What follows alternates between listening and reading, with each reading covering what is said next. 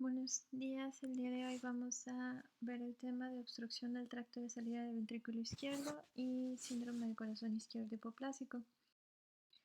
Dentro de las patologías de obstrucción del tracto de salida del ventrículo izquierdo vamos a encontrar la coartación aórtica, que va a ser un estrechamiento discreto de la luz aórtica descendente al nivel del conducto arterioso. La hipoplasia aórtica es un segmento aórtico estrecho. Hablamos de un arco atrésico cuando hay una interrupción en la permeabilidad de la luz del arco aórtico, con los dos extremos ciegos del arco conectados por una hebra fibrosa, y la interrupción del arco aórtico con una discontinuidad completa entre el extremo proximal y distal de la aorta. En la clase de hoy vamos a abordar sobre todo la coartación aórtica y la interrupción del arco aórtico, que son las patologías que pueden tener más complicaciones, y en el caso de la interrupción del arco aórtico tiene una alta morbimortalidad. En cuanto a la coartación aórtica, se denomina coartación al estrechamiento de la aorta descendente en un segmento de longitud variable. La localización más habitual es distal al origen de la arteria subclavia izquierda, frente a la inserción del ducto arterioso, a lo que se le conoce como una coartación yuxtaductal.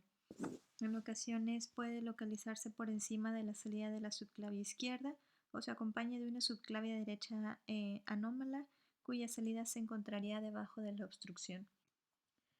Se puede asociar a otras malformaciones o a otros efectos, como a una arteria subclavia intercostal dilatada, a una arteria subclavia derecha originada por debajo de la coartación, anomalías coronarias o renales. Es importante considerar otros efectos intracardíacos, como alteraciones de la válvula aórtica, que es bicúspide en un 50% de los casos, estenosis aórtica o subaórtica, comunicación interventricular, anomalías mitrales, y también considerar que está asociada a otros defectos mayores, aunque menos común: transposición de grandes vasos, ventrículo derecho de doble salida o tronco arterioso.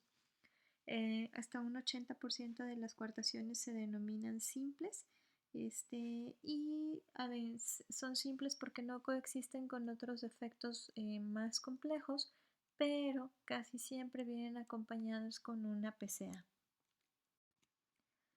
En cuanto a la presentación clínica o la fisiopatología, puede tener dos maneras de presentación.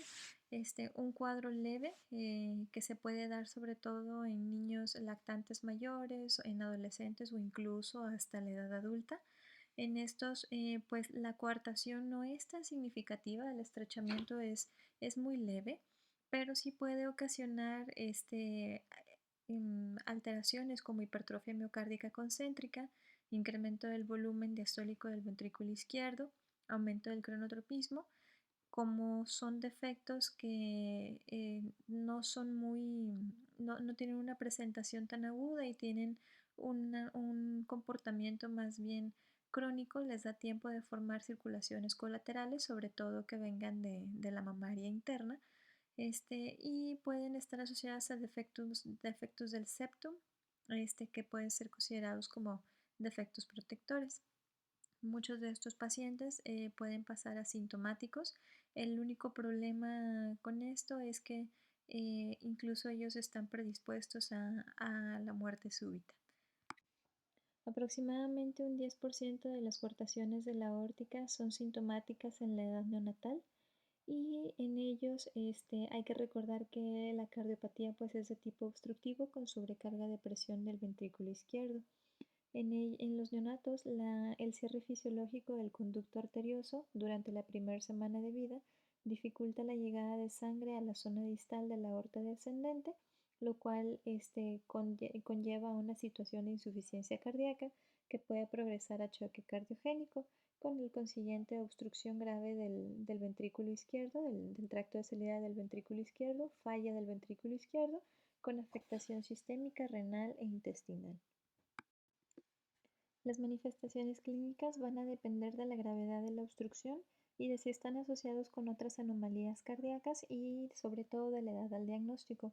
Por ejemplo, en recién nacidos es más frecuente que la presentación clínica sea durante las 2 semanas de vida, porque coexiste o coincide más bien con el cierre del ducto arterioso. De aquí con los neonatos es importante resaltar la palpación de los pulsos tanto femorales como humerales y radiales durante las valoraciones que se tengan durante sus primeros días de vida. A la auscultación podríamos encontrar un soplo sistólico eyectivo en región infraclavicular derecha e interescapular. Cuando empieza a cerrarse el ducto arterioso, comienzan a cambiar la intensidad de los pulsos, haciéndose más débiles en las extremidades inferiores y en el pulso braquial del lado izquierdo. Es un poquito más débil, pero no tanto como en las extremidades inferiores.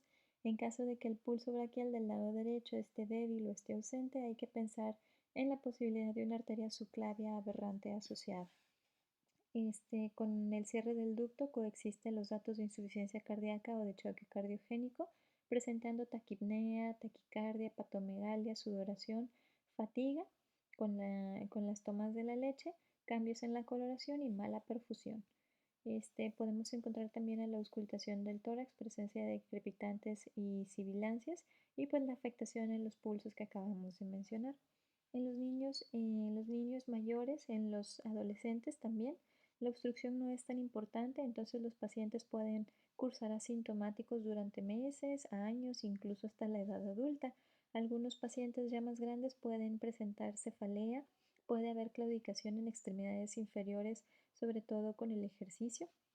Pueden coexistir con hipertensión arterial y con un diferencia en los pulsos también de las extremidades inferiores. También es posible en ellos escuchar un soplo sistólico eyectivo, sobre todo si existe estenosis de la válvula aórtica, o un soplo en el borde esternal izquierdo en banda cuando coexiste con alguna comunicación interventricular. Y en estos pacientes sin tratamiento, como los síntomas no son tan marcados, pues tienen hasta un 3 a 10% de presentarse con aneurismas intracerebrales y pueden tener insuficiencia cardíaca progresiva y muerte precoz.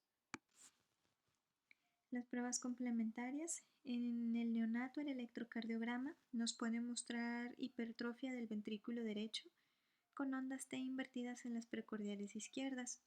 Ya cuando son niños más grandes, lactantes o niños en edad preescolar o escolar, la hipertrofia cambia haciéndose hipertrofia de ventrículo izquierdo con ondas T invertidas y pueden presentar depresión del segmento ST, lo cual es un signo de mal pronóstico. En la radiografía de tórax se puede evidenciar en el recién nacido cardiomegalia con incremento de la vasculatura pulmonar y congestión venosa. En general podemos encontrar datos de edema agudo de pulmón. Hay una imagen radiológica se puede observar sobre todo en niños mayores, es el llamado signo del 3. Imaginando la silueta del número 3, la porción superior e inferior del 3 corresponde a la porción pre y post coartación y la indentación del número 3 es la estenosis. En el ecocardiograma pues es la prueba diagnóstica más eficaz. Ella nos permite determinar la anatomía y el tamaño del arco aórtico en los distintos segmentos, así como la presencia o no de lesiones asociadas y nos permite también una adecuada valoración de la función cardíaca.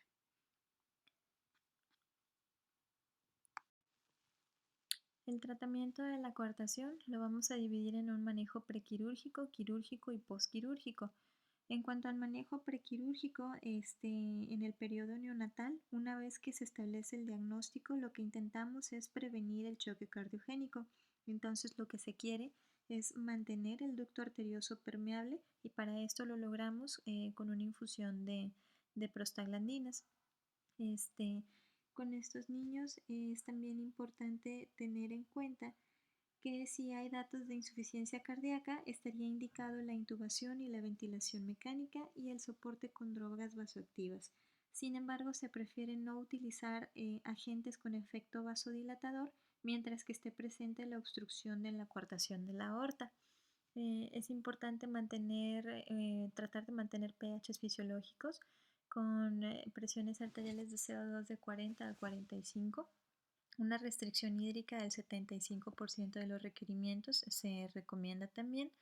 Y estrategias de ventilación mecánica, como utilizar volúmenes de 8 a 12 mililitros por kilo y PEPs de 6 a 8 centímetros de agua, siempre teniendo en cuenta las posibles complicaciones que se puedan desarrollar. Estaría indicado también el uso de alimentación parenteral, y el uso de infusiones de bicarbonato pues es controvertido hasta la fecha, pero pues sí hay que procurar mantener o evitar las complicaciones, como por ejemplo la acidosis metabólica, las hiperglicemias.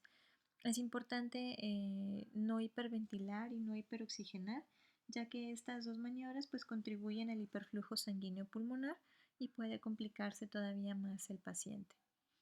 En niños y adultos está indicada la reparación quirúrgica, pues es más que nada electiva, y sobre todo hay que darles manejo para la hipertensión arterial sistémica y detectar a tiempo la insuficiencia cardíaca con las respectivas medidas adecuadas para tratarla. El manejo quirúrgico.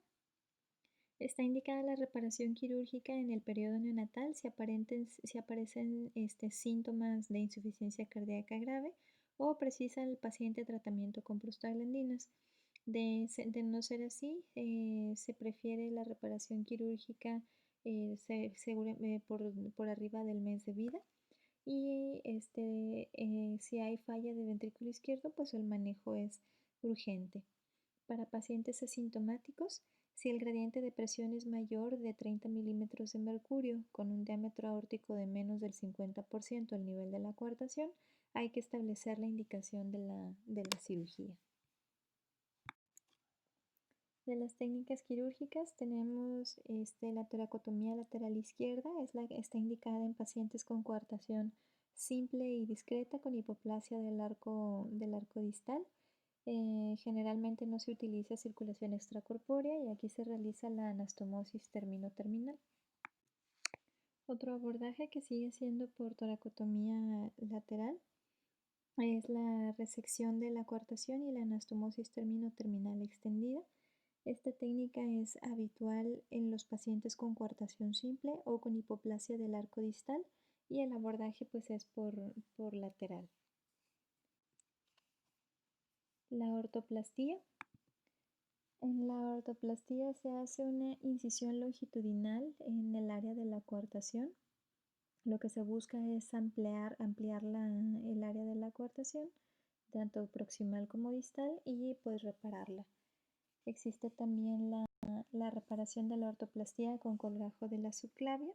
Es una técnica un poquito menos frecuente. Lo que se hace con este procedimiento es similar al anterior en el hecho de lo que se busca es reparar el defecto, solamente que el colgajo se hace con la subclavia se liga, se divide distal, se hace una arteriotomía longitudinal, la subclavia se pliega hacia abajo y con eso mismo se realiza la reparación.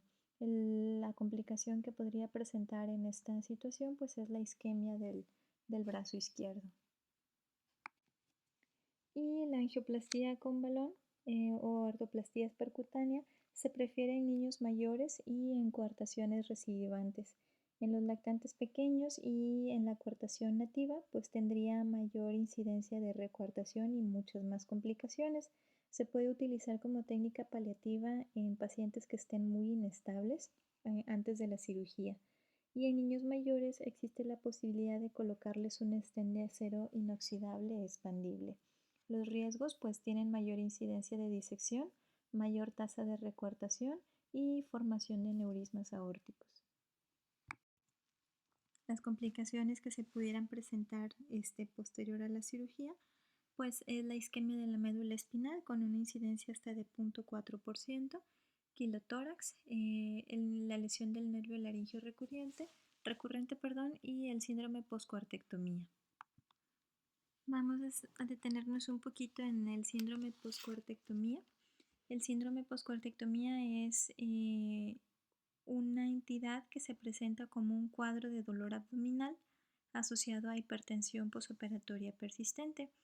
Se establece una incidencia de alrededor de 20% de los pacientes posquirúrgicos Y como acabamos de mencionar, aparte del dolor abdominal severo, la hipertensión, puede haber fiebre, vómito, hilio, presencia de melena y leucocitosis en la biometría hemática.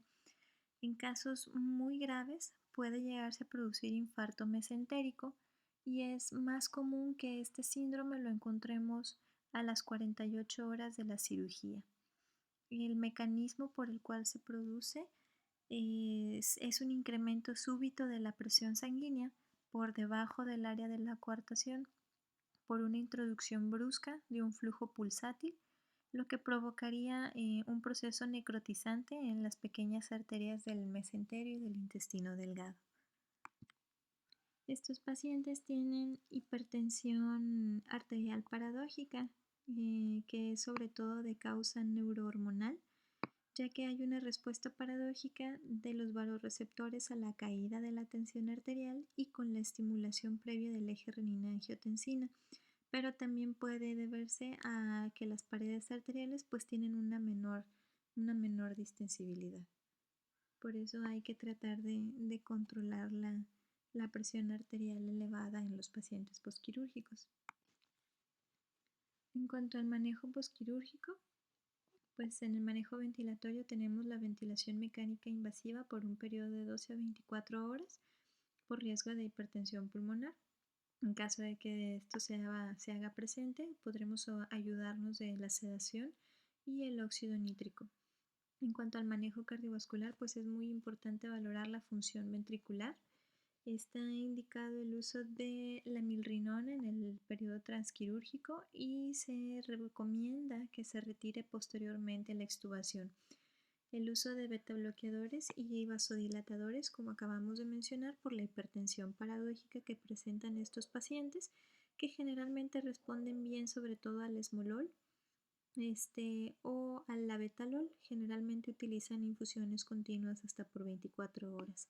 Otro que se puede ayudar para el caso de que la hipertensión sea muy difícil de manejar son los vasodilatadores, como por ejemplo el nitroprusiato, pero siempre en presencia de un betabloqueador, ya que de lo contrario puede incrementar el estrés en la pared arterial. También se ha descrito el uso de la dexmedetomidina recientemente por las propiedades analgésicas y sedantes sin causar depresión respiratoria en el paciente, ya que también provoca reducción de la frecuencia cardíaca y de la presión arterial.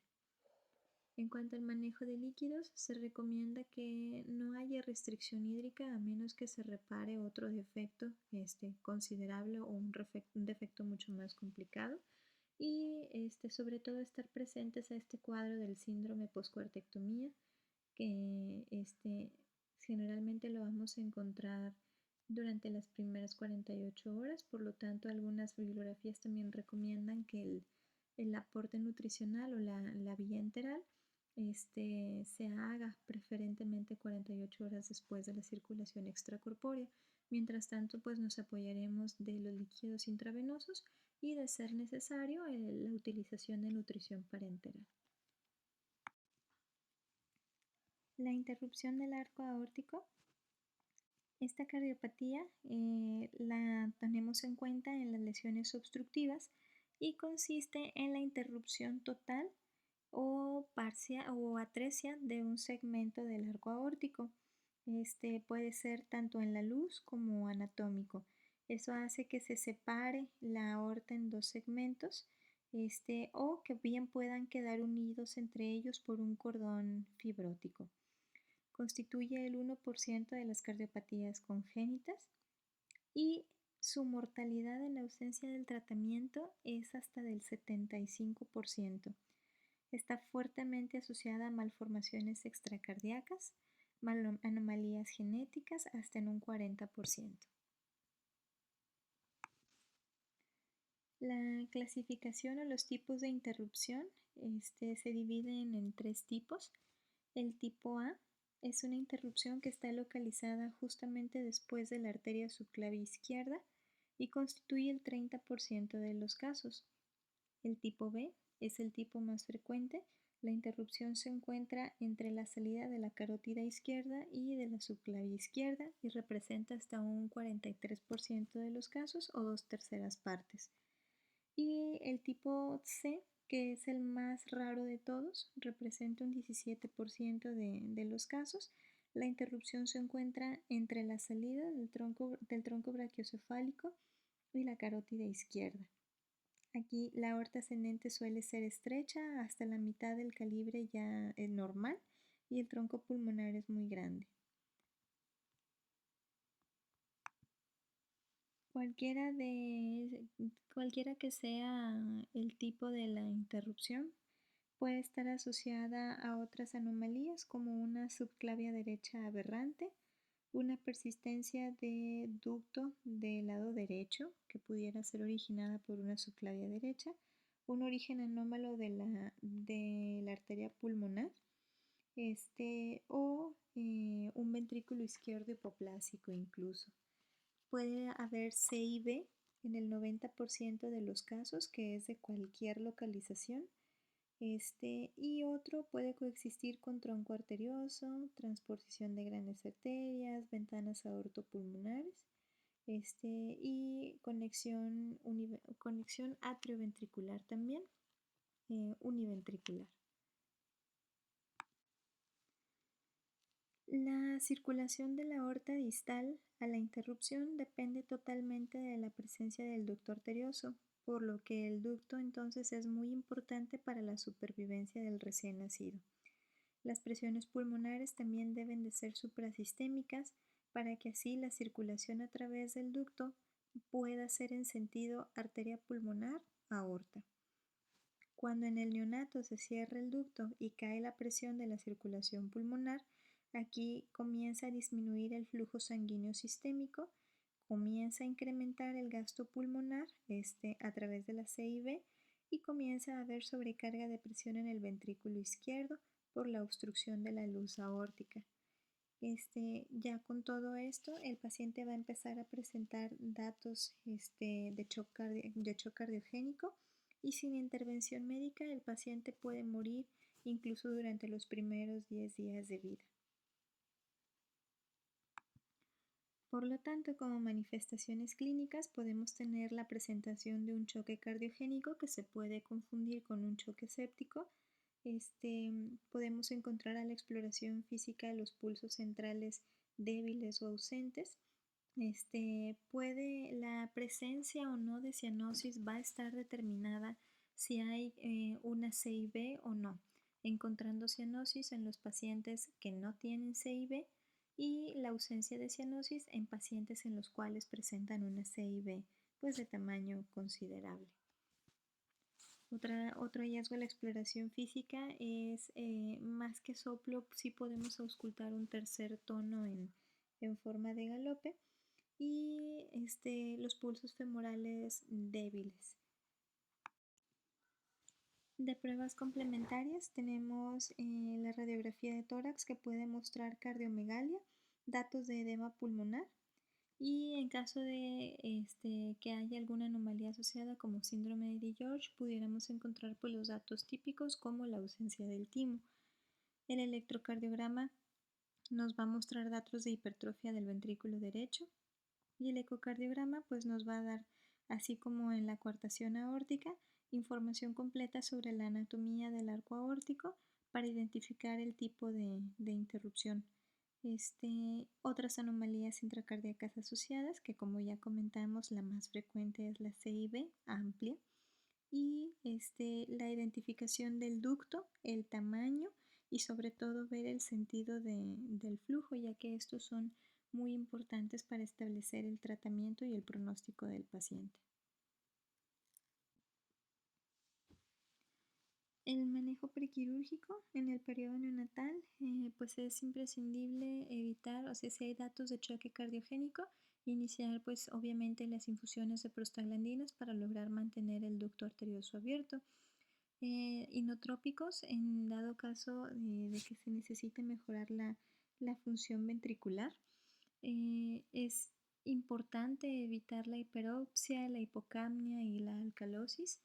y estrategias de ventilación mecánica, pues para tratar de limitar la vasodilatación pulmonar. Dentro de las estrategias de ventilación mecánica está utilizar la cantidad de FiO2 mínima para evitar el cierre del ducto.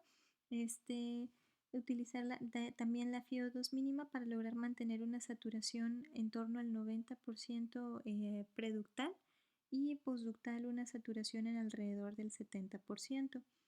Se recomienda también el uso de un PP entre 6 y 10 y tiempos inspiratorios largos para evitar la vasodilatación pulmonar. Puede utilizarse también la milrinona, sobre todo en el periodo de estabilización inicial. Y es recomendado también el uso de la alimentación parenteral. Voy a regresarme un poquito a la cuestión de la milrinona. La milrinona se recomienda sobre todo por el efecto dilatador, ya que puede contribuir a favorecer el cortocircuito de derecha a izquierda a través del ducto. El manejo quirúrgico. Es importante intervenir al recién nacido en los primeros días de vida, una vez que tenemos el diagnóstico y que el paciente se ha logrado estabilizar. Como en la gran mayoría de los casos, la interrupción se asocia a una CIB. El abordaje es por esternotomía media para poder reparar ambas malformaciones de una sola vez. La técnica quirúrgica consiste en la anastomosis terminolateral entre la aorta descendente y la ascendente y el cierre de la CIB con un parche de pericardio. En cuanto al manejo posquirúrgico, habitualmente para el manejo hemodinámico es necesario el uso de fármacos inotrópicos o inodilatadores a dosis generalmente bajas. El esquema inicial o lo primero que tendemos a utilizar es milrinona. Y posteriormente, si llegara a necesitar el paciente mayor inotropismo o mejorar las resistencias sistémicas, pues utilizar adrenalina o noradrenalina respectivamente. El levosimendan es un inodilatador que es una buena alternativa en los casos en los que se presente síndrome de bajo gasto, que pudiera aparecer en las siguientes 12 a 24 horas después de la cirugía. El marcapasos se utiliza sobre todo para los casos en los que aparecen los bloqueos. Para el manejo de las arritmias se recomienda antes que los fármacos antiarrítmicos manejar dosis bajas de fármacos inotrópicos como por ejemplo la adrenalina, estrategias de ventilación mecánica y el uso de diuréticos está indicado en los casos con síndrome de bajo gasto, aunque la recomendación es tratar de utilizarlos después de las 8 horas del procedimiento quirúrgico. Y vamos a pasar al síndrome de corazón izquierdo hipoplásico. El síndrome de corazón izquierdo hipoplásico es un conjunto de anomalías cardíacas que comprenden un hipodesarrollo del lado izquierdo del corazón, de la aorta ascendente y anomalías de las válvulas asociadas. Esto ocasiona que la circulación dependa exclusivamente del ventrículo derecho y que se haga a través de un ducto arterioso. Es la cuarta cardiopatía congénita severa en frecuencia, con una incidencia de 0.2 por cada 1000 recién nacidos, y entre un 15 y 30% de los pacientes se asocian con anomalías extracardíacas, sobre todo intestinales, como hernia diafragmática, malrotación intestinal, onfalocele, atresias de vías biliares. Incluso hay casos reportados en asociación con fibrosis quística. Y también están relacionados con síndromes genéticos como el síndrome de Turner y el síndrome de Noonan. Pues como su nombre lo dice, la anatomía se caracteriza por tener una hipoplasia muy marcada del ventrículo izquierdo y de la aorta ascendente. Puede coexistir con alteraciones de las válvulas mitral y aórtica, como atresia aórtica y mitral de un 36 a 46%, la atresia aórtica y estenosis mitral en un 30%, estenosis aórtica y mitral en un 26%, y el ventrículo derecho puede presentar distintos grados de hipertrofia y hasta en un 35% de los casos puede haber anomalías de la válvula tricúspide como la insuficiencia tricúspide. Para que el paciente con corazón izquierdo hipoplásico pueda sobrevivir, necesita forzosamente de dos componentes muy importantes, que es la persistencia del ducto arterioso y la presencia de una CIA. El corazón izquierdo hipoplásico es una cardiopatía congénita cianosante, por lo tanto es obligado que exista una mezcla de sangre, sobre todo al nivel de la comunicación interauricular. Aquí, como podemos ver en el esquema, si seguimos las líneas de las flechitas de la circulación sanguínea, la sangre oxigenada que regresa hacia la aurícula izquierda no puede pasar hacia el ventrículo izquierdo porque se va a encontrar con una obstrucción que le impide el paso. Esto puede ser porque haya una válvula mitral estenótica o atrésica. Entonces la sangre va a regresarse, va a pasar a través de la comunicación interauricular hacia el lado derecho del corazón. Aquí es donde ocurre la mezcla de la sangre desoxigenada y el ventrículo derecho va a eyectar la sangre a un volumen latido nuevamente hacia los pulmones y una parte hacia el flujo sistémico por la presencia del ducto arterioso, que debe de ser pues bastante considerable y debe de estar permeable para poder tener una buena perfusión sistémica.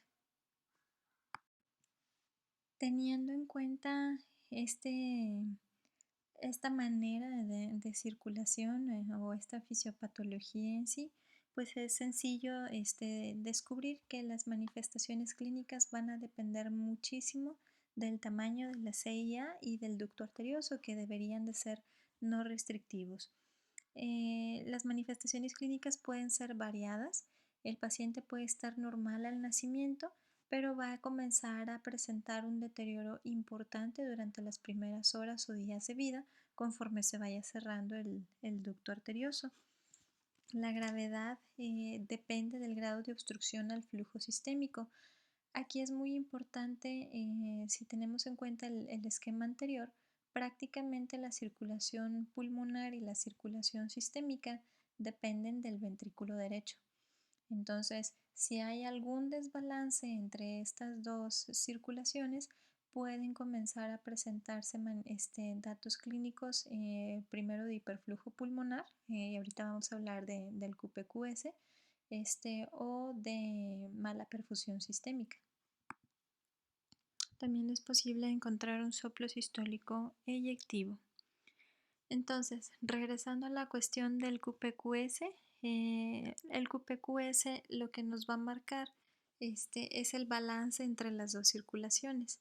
El QPQS cercano a 1 nos indica que las dos circulaciones están bien equilibradas, y por lo tanto no hay datos de mala perfusión sistémica. Sin embargo, cuando empieza a haber variaciones en el QPQS, como por ejemplo un QPQS mayor a 1, esto nos habla de que el paciente va a dar datos sugestivos de insuficiencia cardíaca e hiperflujo pulmonar, con taquicardia, taquipnea y saturaciones de oxígeno por arriba del 85%.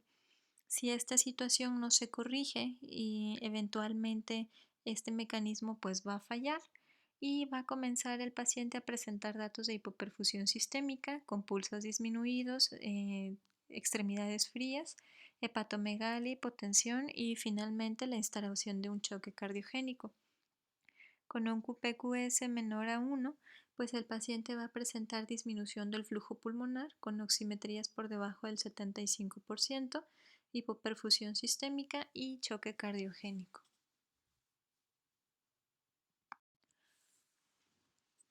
De esta manera, para que suene más sencillo, un QPQS de 1 nos habla de una circulación balanceada y buena perfusión sistémica. Un QPQS mayor de 1 o en 2, un hiperflujo pulmonar con perfusión sistémica conservada. Un QPQS mucho más alto sigue presentando una situación de hiperflujo pulmonar, pero aquí ya va a haber datos de hipoperfusión sistémica. Y un QPQS menor a 1 se presenta como hipoxemia por bajo flujo pulmonar y síndrome de bajo gasto. En cuanto a las pruebas diagnósticas, tenemos el electrocardiograma, que generalmente muestra datos de hipertrofia auricular y ventricular derecha, asociado a una disminución del voltaje del lado izquierdo, con ausencia de onda Q septal y Rs pequeñas en B5 y B6. La radiografía de tórax muestra cardiomegalia a expensas del ventrículo y aurícula derechas y el tronco pulmonar. Progresivamente puede aparecer una trama vascular prominente y en el caso de una comunicación interauricular restrictiva, datos de congestión venosa pulmonar. El ecocardiograma bidimensional es el estudio que nos permite ver sobre todo un ventrículo izquierdo diminuto o prácticamente inexistente, con una válvula tricúspide grande. Podemos encontrar también hipoplasia del anillo y del arco aórtico con una válvula mitral distorsionada o ausente, la presencia de una CIA o un foramen oval permeable, el flujo retrógrado en el arco aórtico y el ducto arterioso permeable y grande.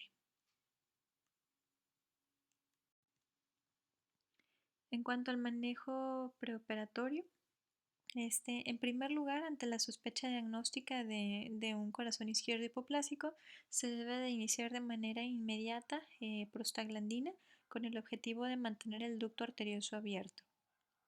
Las medidas de manejo médico aparte constituyen el uso de una FiO2 baja al 21% idealmente, y darle al paciente algo de hipercapnia permisiva con la finalidad pues de limitar la vasodilatación pulmonar.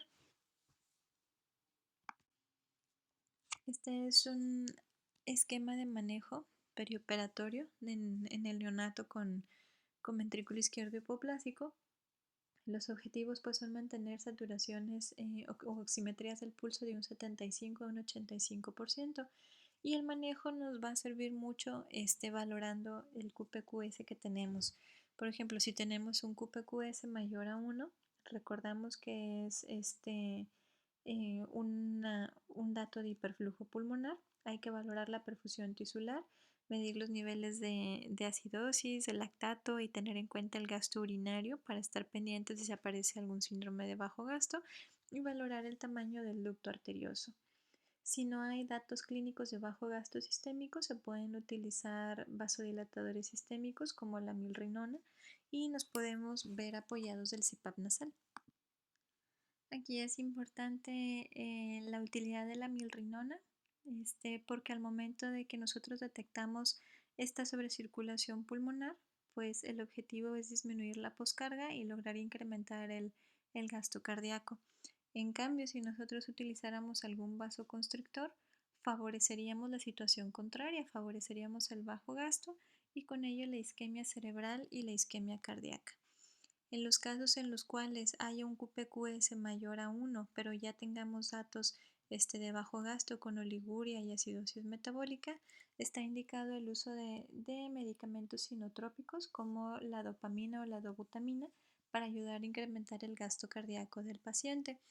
Está indicada la intubación y la ventilación mecánica con las estrategias de mantener un FiO2 bajo para evitar el efecto vasodilatador sobre el territorio pulmonar. Evitar o tener más bien una hipoventilación compensada, manteniendo una presión arterial de CO2 en torno a 50 milímetros de mercurio, tratando siempre de disminuir el riesgo de hipoxemia alveolar y de acidosis respiratoria. Y utilizar niveles de PEPs altos, igual entre 6 a 8 centímetros de agua. De la otra manera, si tenemos un QPQS menor a 1, que esta situación pues es bastante infrecuente antes de la corrección quirúrgica, pero es importante tenerlo en cuenta. Esto nos estaría hablando de un bajo flujo pulmonar con saturaciones menores al 75%. Es importante hacer una evaluación ecocardiográfica para ver el tamaño del ducto arterioso o del foramen oval, ver si hay signos de hipertensión pulmonar. Si el ducto o la CIA está muy restrictivo, pues hay que iniciar prostaglandinas o hacer una atrioceptostomía con balón de Rashkin de manera urgente, pues para lograr abrir el defecto y tratar de mantener esa circulación tan delicada.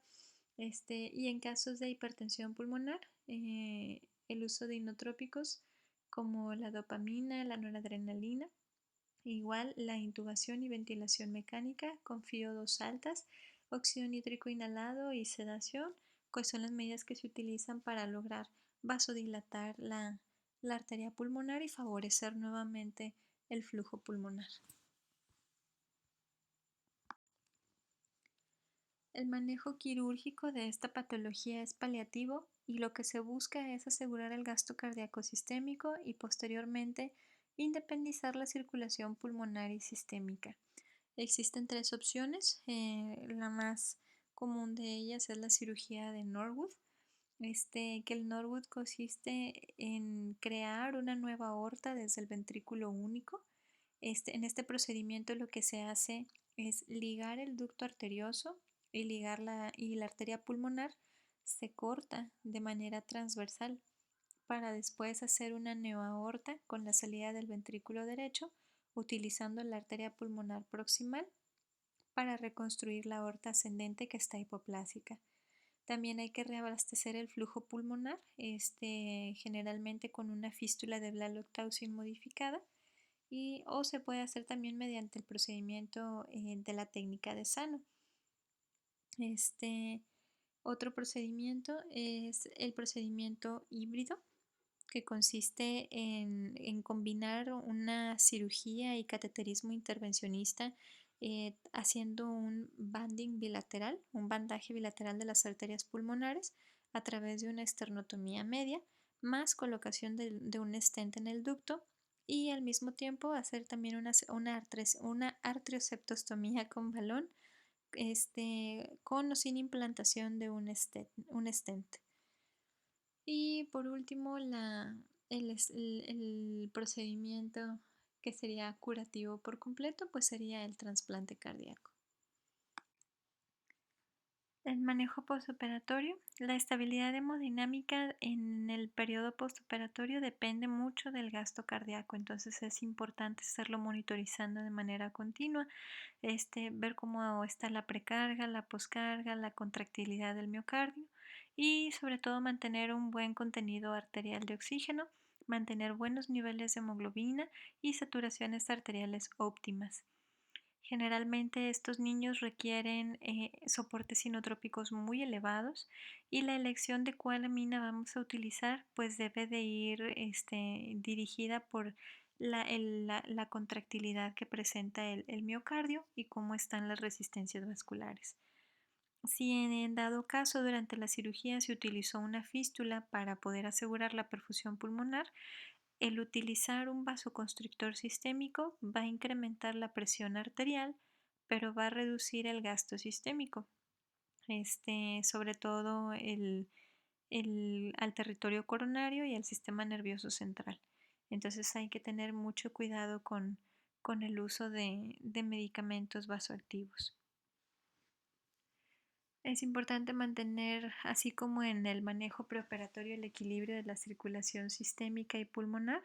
Y básicamente lo que se busca pues son las mismas medidas del esquema anterior, tratar de mejorar ya sea la cuestión del hiperflujo pulmonar, o en dado caso de que hagan hipertensión pulmonar, pues tratar de utilizar medidas encaminadas en promover la vasodilatación de la arteria pulmonar.